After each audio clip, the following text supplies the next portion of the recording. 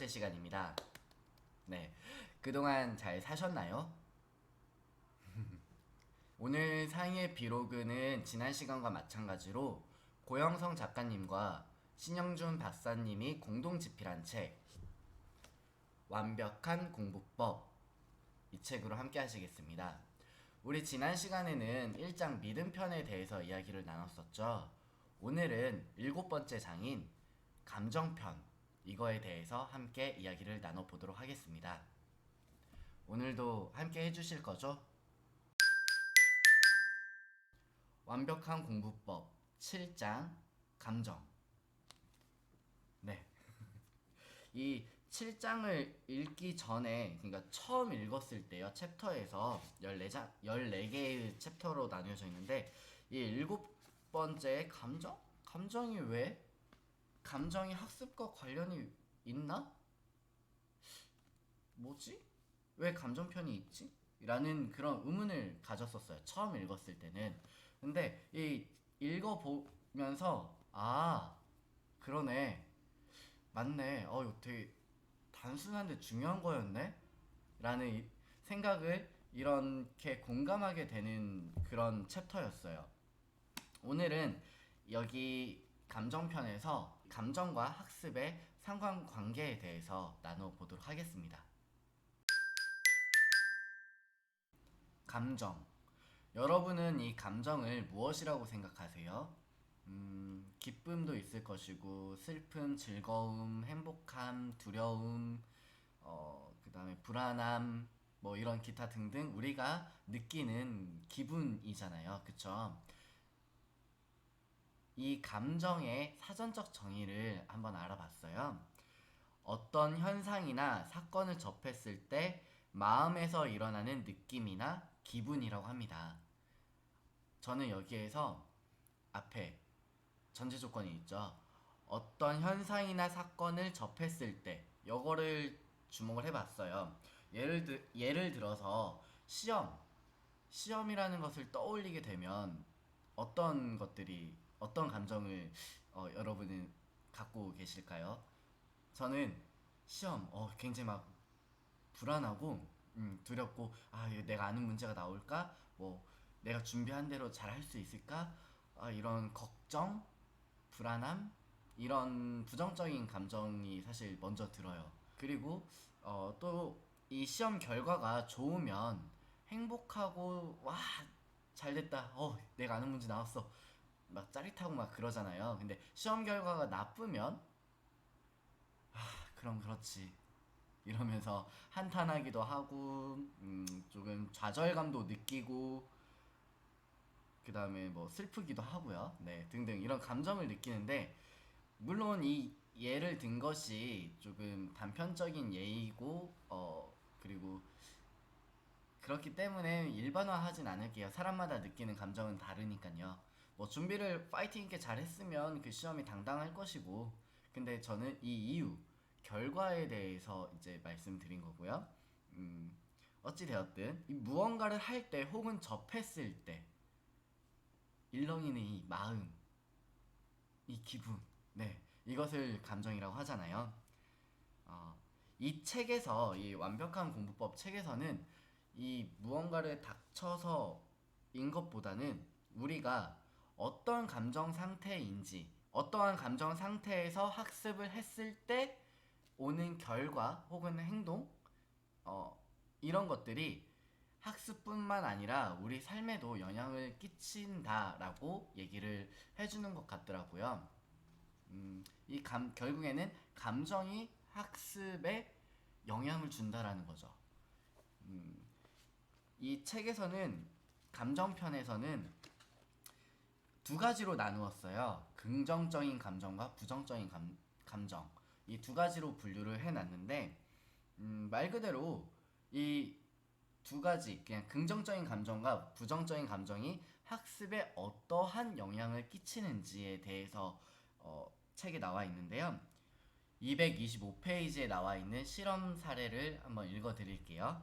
퍼듀 대학교의 심리학자 제시카 위트 박사는 36명의 골프 선수를 모집해 2m가 되지 않는 거리에서 직경 5cm의 표준 홀에 퍼팅하게 했다. 그런데 홀 주변을 일반 골프장과는 조금 다르게 보이게 했다. 첫 번째에는 이 홀 주변을 영사기를 통해서 홀 주변을 홀보다 더 큰 원으로 동그라미로 5개의 원을 둘러쌌고요. 두 번째 홀에서는 홀 주변에 홀보다 작은 11개의 동그라미로 둘러싸게 했대요. 홀은 똑같아요. 표준 홀이에요. 표준 홀. 그냥 표준 규격의 홀. 근데 두 개의 원이 달라 보일 것이다라고 해요. 그래서 저도 매지가이처럼 이렇게 봤는데 굳이 매지가이는 아니어도 크게 다르네 라고 생각할 수가 있어요. 먼저 보여드릴게요. 자, 여기 이 녀석. 이게 첫 번째 홀 주변에 5개의 동그라미로 홀보다 더 큰 동그라미로 둘러싼 거고요. 요거는 홀보다 작은 원으로 11개로 홀을 둘러싼 거예요. 첫 번째 홀은 분명히 작아요. 작게 느껴져요. 두 번째 홀보다. 그냥 이건 큰 주위 환경과 작은 주위 환경 설정 이렇게 해놓고 실험을 한 건데, 뭐 거리도 똑같고 사람도 똑같고 이런 거죠. 근데 여기에 써 있는 것처럼 첫 번째 홀은 평소 자신이 연습했던 홀보다 더 작게 인식하고, 두 번째 홀은 평소 자신이 연습했던 홀보다 더 크게 보였다고 합니다. 근데 중요한 건 실제 홀 크기는 똑같아요. 실험 결과가 저는 이게 사실 흥미로웠었거든요. 왜냐면 이 뒷장 넘기기 전까지 사실 같은 사람이고 심지어 선수인데 얼마나 많은 연습을 했겠어요. 그쵸? 그러니까 환경이 이렇게 달라져도 기능적인 거니까 그래도 성공률이 비슷비슷하지 않을까? 라고 했는데, 이 사례에 실렸다는 거는 두 번째 홀, 그러니까 크게 인식되었던 그 홀이 2배나 높은 성공률을 보였다고 합니다. 네. 같은 사람이 같은 크기의 홀에 퍼팅을 했는데도. 그러니까 저는 조금 흥미로웠어요. 아무리 연습을 많이 했어도 기능적으로 이게 되었어도 내가 어떻게 인식하느냐에 따라서 이게 성공률이 달라질 수 있구나. 음. 여기에서 우리가 알 수 있는 것이, 같은 대상을 본다 하더라도 우리가 그것을 어떻게 인식하느냐에 따라서 실제 수행 능력은 달라질 수 있다는 사실이다. 이렇게 써 있습니다. 네. 왜 그럴까요? 왜? 그 이유는 작게 보이는 홀에 퍼팅했을 때 불안감이라는 부정적인 감정, 그리고 크게 보이는 홀에 퍼팅했을 때는 더 큰 자신감이라는 긍정적인 감정이 들었다라는 거죠. 네. 그럴 것 같다? 그러네? 이런 생각을 했었어요. 부정적인 감정을 갖고 했을 때와 긍정적인 감정을 갖고 했을 때, 어, 학습이 많은 영향을 받는다라는 거죠. 이 책에서 얘기하는 거는. 근데 사실 저도 그래요. 이제 간단하게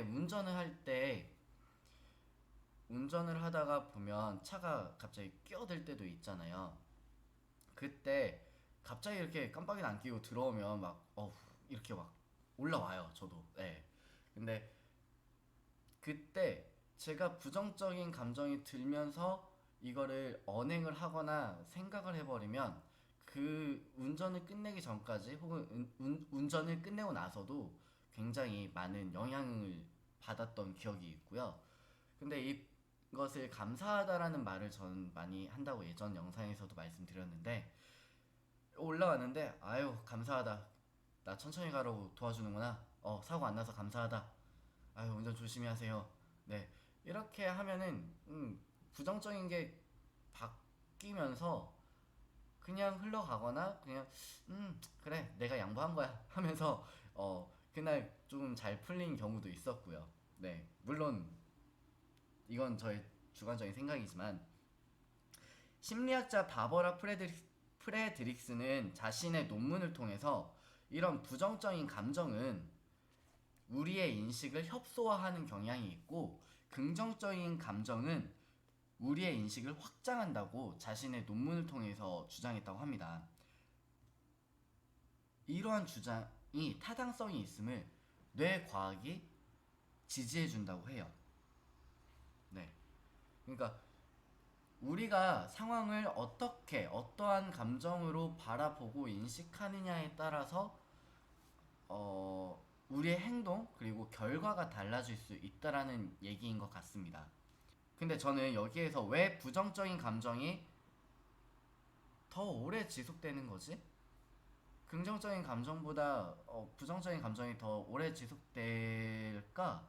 이런 의문을 품었던 적이 있는데 아까 뇌과학이 지지해준다고 했잖아요. 그 이유가 226페이지에 나와 있습니다. 뇌가 처음으로 감각 정보를 받아들이는 곳이 망상활성계이다. 망상활성계는 모든 정보를 받아들이지 않고 그 중에서 중요하다고 판단되는 정보만을 다른 뇌로 전송한다고 해요. 그 이유가 들어오는 감각 정보가 너무 많아서 이거를 다 전송하면 뇌에 과부하가 걸리겠죠. 네, 그런 것 같아요. 들어오는 감각 정보가 너무 많기 때문에 여과 장치를 하는데 중요한 거는 우리 뇌가 공부보다 생존을 더 중요시한다고 합니다. 만약 안 좋은 경험이나 스트레스 등을 받아 좋지 않은 감정, 부정적인 감정이 생긴다면 망상활성계는 생존에 관한 경고로 생각하고 그 어떤 정보보다 생존에 대한 감각, 그 정보를 먼저 처리하는 거죠. 전송을 하는 거죠. 이거를 보고 저는 우리 뇌는 공부보다 생존을 더 중요시한다라는 말이 먼저 이렇게 다가왔어요. 이제 고개를 끄덕이면서 봤어요. 그치, 공부보다 생존이 먼저지, 이 생각을 했어요. 그 이유가 이거는 저의 생각인데 우리는 간다라는 거는 죽음을 앞두고 있다라는 거잖아요. 말 그대로 유한한 생명을 갖고 있기 때문에, 유한하기 때문에, 무한하지 않기 때문에 하루하루가 이별의 날이라는 프레드리 베크만 책이 생각나지만, 네, 우리는 하루하루가 이별의 날을 겪고 있다고 생각을 해요. 그렇기 때문에 살아간다라는 것 자체가 생존이고, 생존을 위해서 우리는 많은 현상 그리고 감정, 감각 이런 것들을 소비한다고 생각합니다. 저는. 그렇기 때문에 공부하는 것보다 지금 당장의 배고픔, 이 배고픔이 먼저일 것 같고요. 이것이 안전한지 아닌지에 대한 생각과 그 다음에 겪지 않은 것들에 대한 그런 미리 걱정하고 불안해하는 감정을 갖고 현재를 살아가면서 사실 우리는 미래를 대비하고 있잖아요. 그래서 부정적인 감정이 더 오래 지속되는 것은 아닐까라는 생각을 했었어요. 어찌되었든 그렇다고 불안하고 두려운 감정으로만 지내면 우리의 삶이 참 안타깝고 슬프고, 아휴, 이렇게 살 바에 그냥 대충 살자 까이거, 네, 이렇게 생각할 수도 있을 것 같아요. 근데 저는 여러분은 아마도 그렇게 살진 않을 것이고 잘 살고 싶고 성장하고 싶다라는 것이 있을 거라고 생각을 해요. 저는 그래요. 저는 성장하고 싶어요. 그래서 이렇게 문해력이 낮지만 그래도 최대한 읽어보고 생각하고 좀 적어보고 하고 있습니다. 그렇다면 어차피 살아가는 것이라면 내가 하고 싶은 일, 내가 해야만 하는 것들을 할 때 불안한 감정을 느끼는 것보다 긍정적인 감정을 형성하고 이런 학습하거나 공부하거나 그다음 일을 하거나 살아가는 데 있어서 도움이 될 거고 재미있을 것 같아요. 근데 항상 이렇게 하이로만 살 수 없잖아요. 하이 텐션으로만. 네. 근데 어찌 되었든 오늘은 감정과 학습의 그런 상관관계니까 이런 긍정적인 감정의 강렬한 힘을 느끼는 실험 사례를 읽어드릴게요. 네. 227페이지에 나와 있는 44명의 인턴 의사 실험이에요. 44명의 인턴 의사의 실험 있었는데 여기에서도 긍정적인 감정의 힘이 굉장히 강했다고 해요. 이 44명을 세 집단으로 나눴어요. 첫 번째 집단은 한 맛있는 음식을 먹었고요. 두 번째 집단은 인턴 의사니까 인도주의적 의료 행위에 대한 선언서를 읽혔고, 세 번째 집단은 아무것도 하지 않았대요. 네. 이 이후에 모든 의사에게 44명의 의사에게 진단하기 어려운 간 질환 증상을 보여주고 각각 진단한 것을 발표하게 했는데요. 가장 효율적인 진단을 한 집단은 어느 집단일까요? 첫 번째 집단이었다고 합니다. 맛있는 음식을 먹었던, 그러니까 이 맛있는 음식을 먹는다, 이거는 시각적으로도 그럴 거고 좋을 거고, 후각, 청각, 그 다음에 맛을 봤으니 미각, 맛있는 음식이잖아요. 먹었을 때 되게 기분이 좋을 거 아니에요. 맛있는 음식 먹었는데 어우, 왜 입맛이 왜 이래, 뭐야 이거, 이러진 않았을 거란 말이죠. 네. 이렇기 때문에 긍정적인 감정을 불러일으킨 이 첫 번째 집단이 가장 효율적인 진단을 했다고 합니다. 이들은 다른 두 번째, 세 번째 그룹보다 더 심도 있고 세심하게 진단을 한 것으로 드러났다라고 합니다. 네. 결국에는 이런 부정적인 감정은 학습에 도움이 되지 않고, 긍정적인 감정은 학습에 긍정적인 효과를 일으킨다는 이야기입니다. 네, 되게 뭔가 허무하죠. 부정적인 감정은 나한테 해가 되고 긍정적인 감정은 나한테 득이 된다. 결국에는 이거 같아요. 무언가를 하기 전에, 어떤 것을 하기 전에 여러분의 감정 상태를 긍정적으로 만들어 놓으면, 그리고 긍정적으로 바라보면 우리가 하는 공부나 혹은 일이 효율적으로 바뀔 수 있다, 좋게 바뀔 수 있다라는 얘기를 하고 있는 것 같습니다. 네. 예전에 말씀드린 것처럼 저는 일어나서 정신없이 일어났기 때문에 일어나자마자 뭔가 명상을 하진 않아요. 일어나서 씻을 때, 샤워하거나 이럴 이제 씻을 때, 오늘 하루는 오늘은 내 삶에 있어서 최고로 풍요롭고 행복한 날이다, 감사하다, 이거를 생각해요. 막 정신없이 씻으면서도 꼭 그거는 꼭 생각을 해요. 그리고 차에 타서도 오늘 하루는, 그러니까 오늘도 내 삶에 있어서 최고로 풍요롭고 행복한 날이다, 파이팅하자, 감사하다, 네, 이거를 한다고 예전에 말씀드린 적이 있었는데, 그러면 딱 출발할 때 되게 기분이 좋아요. 되게 좋게 시작을 해요. 물론 그 사이에 감정의 변화는 되게, 네, 요동치기도 하지만 결국에는 이것이 내가 행복해지는 포인트 혹은 이런 루틴, 이런 것들을 여러분도 찾아보면 어떨까요? 그래서 내가 하는 일, 그리고 내가 하는 공부가 이 시간이 행복하게 느껴질 수 있도록 긍정적인 이런 마인드를 세팅을 해놓으면 그날 하루도 되게 좋을 것 같고, 이렇게 영상을 보는 것도 참 좋다. 아유, 기분 좋으니까 구독, 좋아요. 네. 앞에서 말씀드렸다시피 여러분도 여러분이 행복해질 수 있는 거, 혹은 내가 어 이거만큼은 내가 누구보다 최고다, 네, 이런 생각으로 오늘 하루를 마무리하거나 혹은 오늘 하루를 시작하셨으면 좋겠습니다. 네, 오늘 감정과 학습의 상관관계에 대해서 이야기를 나눠봤는데 어떻게 생각 드세요? 예전에 말씀드렸던 긍정적인 마인드, 뭐 긍정적인 마인드 세팅하기, 이런 것과 연관이 되잖아요. 그쵸? 이 감정편을 보고 저의 생각을 적었는데 한번 읽어 드릴게요. 뭐 저의 서평이기도 하고 감상문이기도 합니다. 감정은 삶을 살아가는 데 있어서 많은 것을 좌지우지한다. 일, 사랑, 관계 등등. 감정을 갖고 느낄 수 있고 표현할 수 있는 것에 너무 감사하다. 이왕 사는 거 내가 원하는 삶을 살기 위해 더 성장하고 더 발전하고 싶은 삶을 위해서 긍정적인 감정을 바탕으로 밝게 즐겁게 살아가고 싶다. 잘 살아가고 싶다. 우리는 행복을 누릴 능력이 있는 사람들이다. 어차피 해야 되는 거라면, 하고 싶은 거라면 즐겁게, 긍정적으로 하자. 네, 이렇게 적었습니다.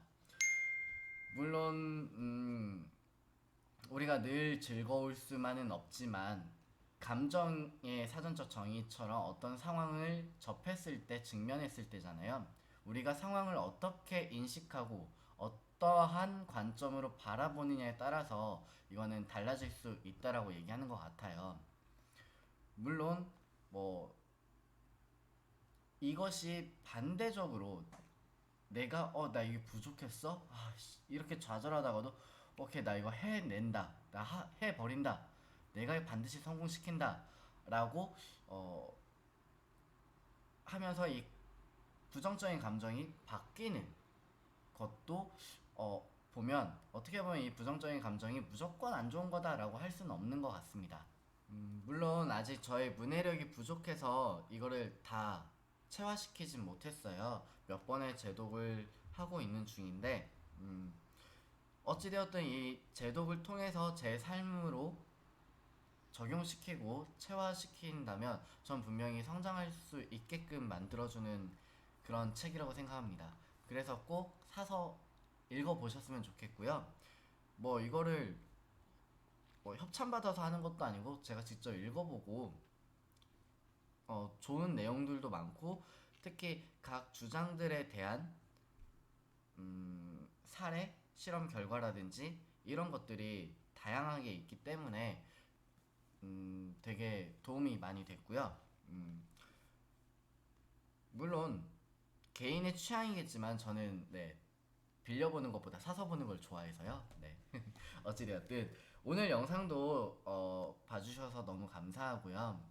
즐거운 마음, 행복한 마음으로 하루하루 잘 살아갔으면 좋겠습니다. 여러분도 저도요. 네. 다음에는 다른 책으로 돌아오겠습니다. 그때까지 잘 살자요.